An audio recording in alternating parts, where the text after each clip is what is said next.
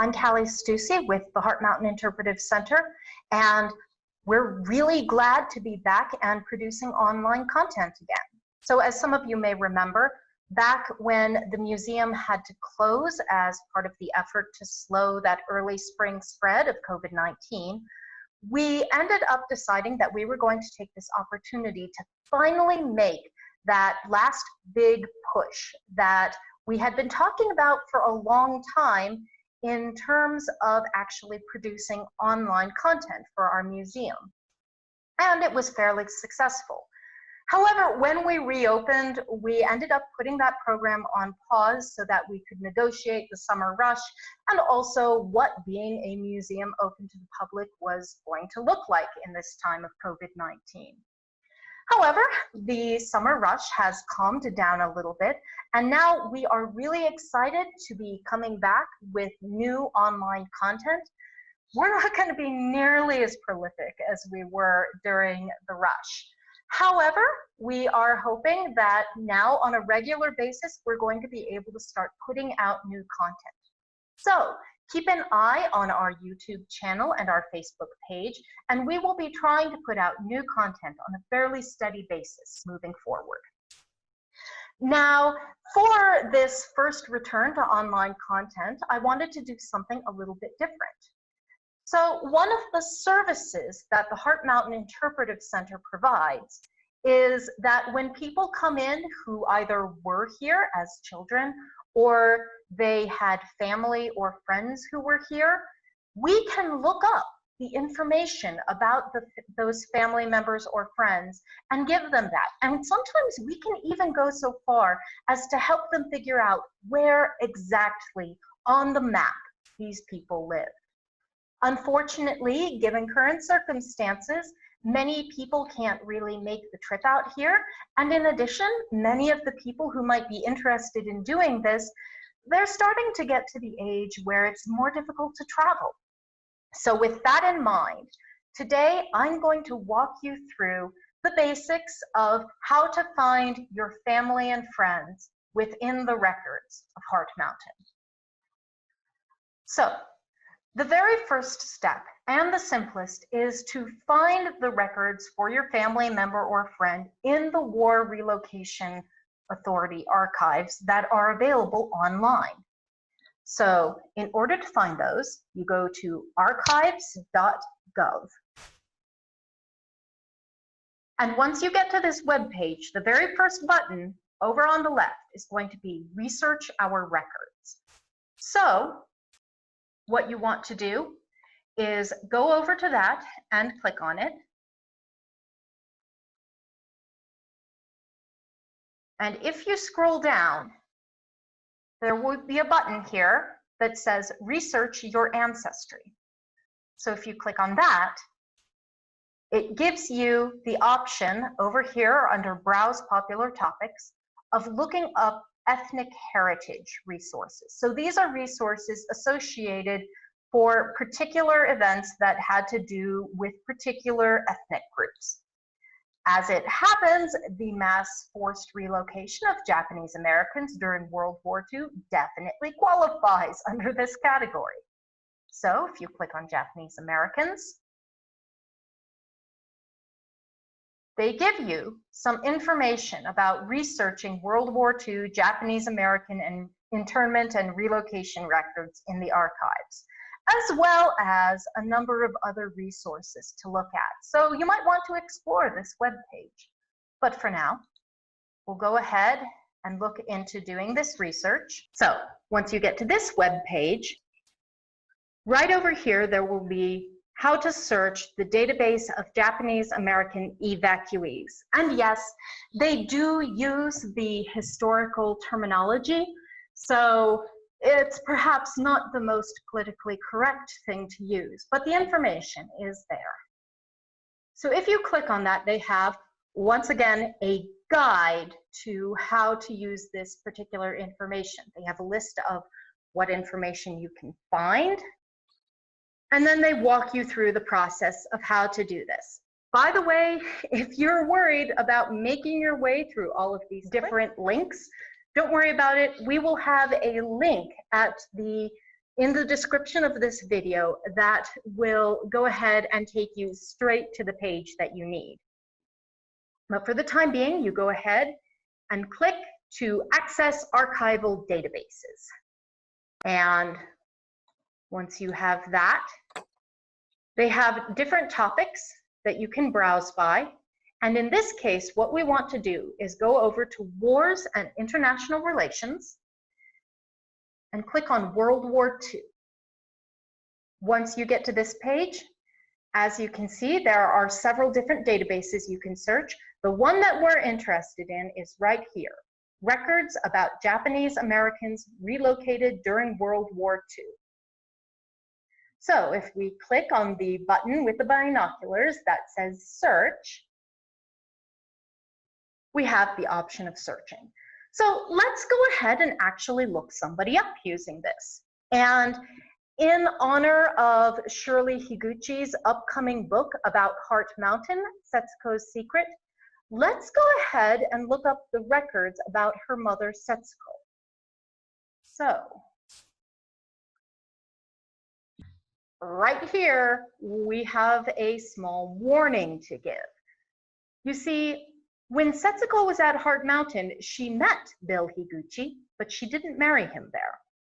When Setsuko lived at Heart Mountain, her surname was Saito. So this is something to bear in mind. Names do change. So you may have to look under a different name than you're used to somebody using. This is also the case because at the time it was fairly common for Japanese Americans to have both an English and a Japanese name, in which case you might not know which one of those ended up being part of the official records. So you may have to, again, search under multiple names. It's also possible that the person you're looking for had somebody mistype their name, either in the initial records or during the digitization process. We have found a couple of records already that had errors like that in them.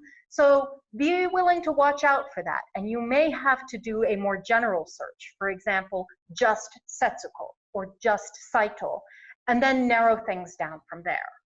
But for the time being, if we go ahead and do a search for Setsuko Saito, it tells us that we have one record that it found. So apparently, there were not a lot of Setsuko Saitos. And if we click on View Records, it doesn't take you to the record immediately. Instead, it gives you this second page, which is just the partial records. This is useful if, for example, as I suggested earlier, you had to search only under the name of Saito. You would have a list of all of the Saitos who were in all of the camps. Now, that would end up being a lot of people, but then you could look at this information and say, okay, I want the one who is at Heart Mountain. Now, in this case, it only brought up one record, so we'll go ahead and open that. And here we have the official record for Setsuko Saito. So she was originally at Heart Mountain. The assembly center she was first sent to was at Pomona. Her family was from San Francisco. And there's some other kind of more interesting information as well. For example, it gives the nationality of her parents. It gives what sort of work that her father did, as well as additional information like, did she ever live in Japan? Did she ever go to school in Japan? What sort of educational degrees had she gotten? Did she speak Japanese? How much schooling had she accomplished? What was her religion? And then also useful to note is this individual number, 2673D. So every family that was taken up in this process was assigned a number. And in the case of Setsuko's family, that number would have been 26738. Then every member in the family was assigned a letter. The letters were generally assigned based on what their seniority in the family was. So in this case, Setsuko was assigned the letter D, that generally could be taken to mean that she was the fourth oldest, the oldest being her mother and her father, whichever one was older, and then presumably she had one older sibling. So that's a lot of interesting information. On the other hand, I mean, it doesn't tell us very much about siblings other than apparently she did have at least one. So now I'd like to take you to some of the more detailed records, which the Heart Mountain Interpretive Center specifically uses when we are looking up this information for visitors. So in order to find that information, we're going to go to the heartmountain.org website. So this is the website for the Heart Mountain Interpretive Center. Once we get to this website, if you go over on this top ribbon, there's a tab called Collections. And if you mouse over that, you will get a couple of options. You want to go to Digital Resources and click on that. What you'll find under Digital Resources at pretty much the top of the page, well, you have to scroll down a little, is the roster, the Heart Mountain Relocation Center roster. These are electronic files of the 1945 census taken by the War Relocation Authority at the very end of the Heart Mountain camp. So this is the most complete source of information available about people within the camps. As an aside, these files are a little bit difficult to read. They are not the best quality scans in the world, but unfortunately for now, that's what we have. So let's go ahead and try to find Setsuko. So the very first thing we want to do, since her surname is Saito, we go to this Nishimoto through Sakamoto one. And you may be wondering why these files are broken up into so many separate sections. And the answer to that is that these are really large files. So it's going to take a while to view them, especially if you happen to have a less fast connection. So it's going to take a little bit of patience while you wait for the whole file to load, especially if the name that you are looking for happens to be one rather later in the file, which unfortunately is the case this time. Also useful to know, you can zoom in. So as we go ahead, oops, got a little ahead of it there. As you can see, there is a lot of information available in this census record. So it is a little bit easy to get lost. Don't worry, I'm going to do my best to talk you through the basic information that's stored here. Here we are at the S's. And now we've found Saito. So one of the first things that you may notice, these records are arranged according to the surname of the family, and then they are grouped by family groups. So that, if you're looking, each of these families are grouped together. There are a lot of Saitos. It's a fairly common Japanese surname. So once you actually find the surname you're looking for, pretty much what you have to do is move over to the first name column, which is alphabetized within each family. And in this case, we're just going to have to keep looking until we find Setsuko. And there she is, Setsuko Saito. Now, normally what I would recommend is as you go through this, it's worth just checking all of the rest of the Saitos in case there is a second Setsuko. In this case, we know from the War Relocation Authority records that there was only one Setsuko Saito. So once we found that one, we know that we've found our girl. So in terms of the information here, as I mentioned earlier, you have the surname, then you have the first names alphabetized. So this is organized alphabetically rather than by age. And then in some cases, they had middle names. Now, middle names in general were not common among the Japanese Americans at that time, but what was semi-common was certain people having both a Japanese name and an English name. So, as I mentioned earlier, sometimes you had people operating by different names in different contexts.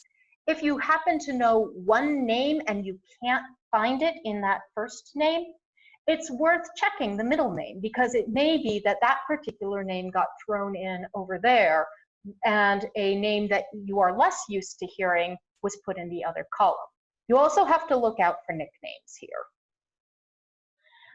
Once you have the family you want, the next information is that family number I mentioned. And you'll notice here that they didn't ever include the additional letter that indicated the seniority within the family. It's just the family number.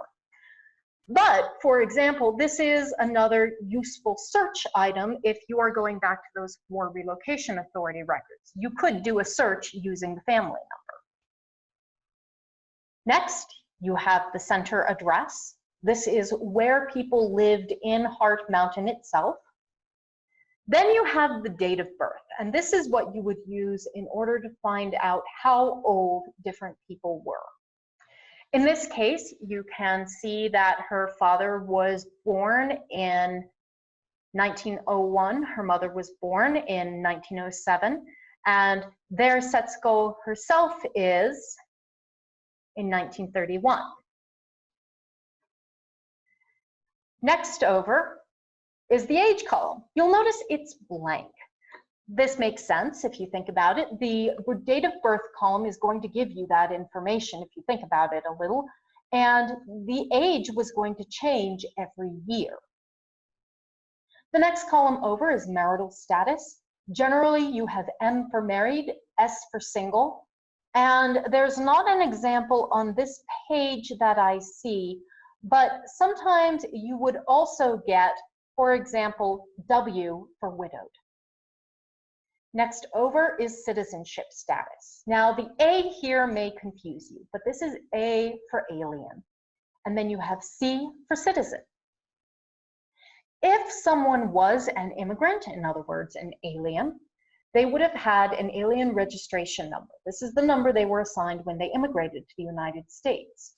So that too is recorded, but it's left blank for the children who were born here in the United States because they weren't immigrants, they didn't have an alien registration number. Next, you have the sex of the various people. And then you have this original entry. Original entry generally tells you which assembly center a person lived at before they came here. In this case, POAC means Pomona Assembly Center. You will also see SAAC, that's Santa Anita Assembly Center. Those are the most common ones to see in these records. Occasionally, you'll see slightly different numbers. For example, this one means that the person for this record, the Hasaku Sakaru, was actually at Santa Fe. So they were incarcerated separately, probably because they were seen as a community leader or otherwise somebody who might potentially have authority and therefore be a threat. In terms of these records, we do have an interpretation for the different codes, but generally speaking, your best bet is actually going to those War Relocation Authority records that we looked up online first. They're going to have this information without the messy codes that were used to fit everything in this very cramped census. The other interesting bit of information here is the date of entry. So you'll notice that all of Setsuko's family came in on September 23rd, 1942, except for one who entered August 16th, 1943. Now this one's interesting. If you go back to that original entry column, you'll notice it says V. Yoshiko was born at Heart Mountain. Setsuko's youngest sibling was born in the camp. And so B, under original entry, means you were born there. And so your official date of entry was your birthday. Next, and the last bit for the pre-war entry section, is the pre-evacuation address. Obviously, this is not complicated. It pretty much only gives you what city they lived in before this entire forced relocation started. In this case, San Francisco. Next over, we have the date of departure. And the date of departure is when everybody left. Now, sometimes you will see multiple dates within these if for some reason the family didn't leave all at once. In the case of Setsuko's family, they did leave as a family on August 31st, 1945. And you may actually notice that almost every name here says 1945. In fact, yeah, almost every. So this is not unusual. Many people did wait until the exclusion orders were officially ended, and starting in January of 1945, they were once again free to go back to their old homes. Not everyone waited. In some cases, people did leave to go other places, in which case that information is also recorded. But in the case of Setsuko's family, they waited until they could leave as a family and go back to their original home. Then under type of departure, TDWG basically means what I just said. They waited until the camps were officially closed and there weren't restrictions on where they could go. And finally, you have their destination. Again, it's not very specific. All you have is the city. They went back to San Francisco once this was done. So that is the brief overview of, well, not brief, that is the overview of the census records. Now, there's one other thing I would like us to look at very quickly, and that is this center address information. Now, it's important to note we don't always have this information.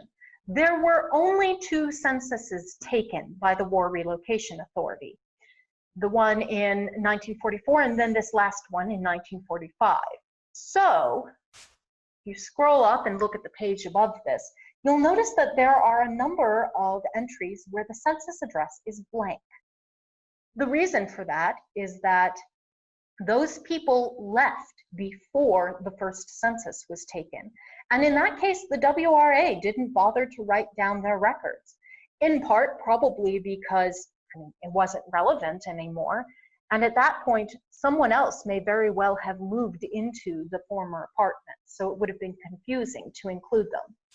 But what that means is if your friend or family member left before the census was taken, in that case, we don't have that information anymore. So the only way to find out their specific barrack address is going to be memories, letters, journals, some sort of ephemera that they themselves kept that indicated that address. However, in the case of Setsuko's family, you do in fact have their center address, what barrack they lived in, because they were a family that left relatively late. So, finally, I'm going to walk you through how to locate this particular address. To do that, first thing you need is a map. Here at the center, the interpretive center that is, we generally use the brochures that we carry, which have a map of the camp itself overlaid on today's landscape. So I'm going to go ahead and just use the image of that map. So here we are. Now, the very first thing you need to do is figure out what block someone lived on, because that 214B, That 2 indicates what block they were on. Now, this map happens to have the blocks very nicely pre-numbered, which makes life much simpler because the numbering of the blocks was a little bit complicated. Basically, the blocks were numbered in a snaking pattern.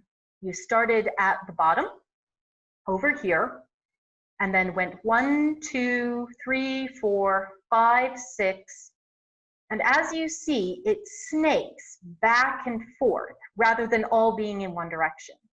You probably have also noticed that there is no 3 and 4, there's no 10 or 11, and there's no 18 or 19. The reason for that is pretty simple. Those particular blocks were not in use residentially, and therefore weren't very useful for reference in this map, so we kind of left them off. So you just have to kind of ignore the missing block numbers. Luckily, you're not going to be looking for anyone's address on those. And in Setsuko's case, we're looking for 2, so she was right here at the very corner of the camp. Next, we need to find the barrack. This one's a little bit more complicated, but it follows the same basic pattern as the block numbers. In other words, you start in this case, the lower right-hand corner, and you go all the way over to the left, up, and then back again. Again, it's that snaking pattern.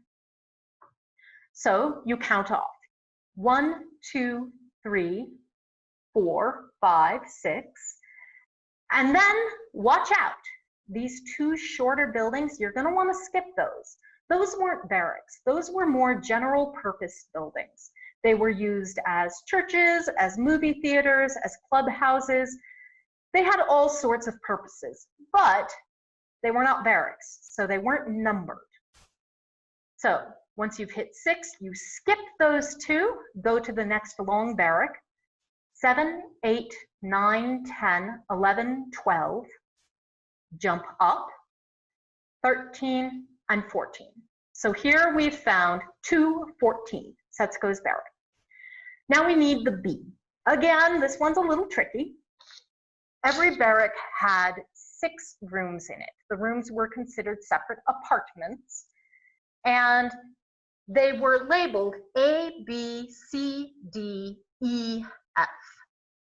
So there were 3 different sizes of rooms. The 2 on the ends, A and F, were the smallest, 16 by 20 feet, and generally reserved for couples or couples with 1 child, or more commonly for bachelors who got assigned a roommate. The next 2, the B and the E, those 2 were the largest of the rooms, 24 by 20, and you only scored those rooms if you had 6 or more people in your family.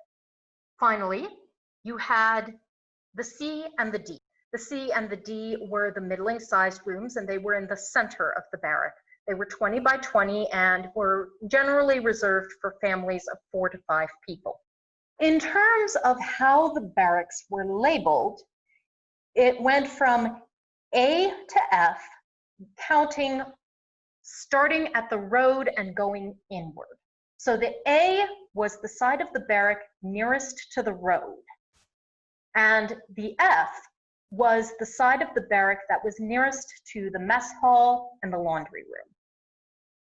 So in the case of Setsuko's family, they were in 214B, which makes sense. They had 6 people in their family. So you count roughly 1 in on this barrack, and there you have it. That was Setsuko Saito's address while she was here at Heart Mountain. And finally, and unfortunately, this is something that is much harder to do if you are not here at Heart Mountain. So you may want to just make this map and then set it aside for someday when you can come. But what we usually recommend that people do is once they have found out where a family member lived, we tell them, go up to the walking trail. The walking trail was here at one side of the camp. You have the boiler house as a reference point. you also have, right in the center of this big farm field, a small building next to a large tree in the middle of the field. That was the records room for the high school. So if you are looking along that line, you know what angle you are looking at. And so once you have that reference point, you have a pretty good chance of being able to triangulate with some accuracy where exactly on the landscape your friend or family member lived. So that is how you look up the information about a friend or family member within the War Relocation Authority's records and figure out where they live. Thank you very much for joining me today. Feel free to leave any comments or questions you might have in the comments section. In addition, as I mentioned, we are gearing up to start doing our online programming again, and we're interested in hearing what you would like to hear more about. So if you have a topic that you're interested in, a story that you would like to hear, or possibly a story that you would like to share in order for us to cover it, then feel free to drop that in the comments section as well, so that we can build that into our upcoming online programs. Once again, thank you very much for joining me.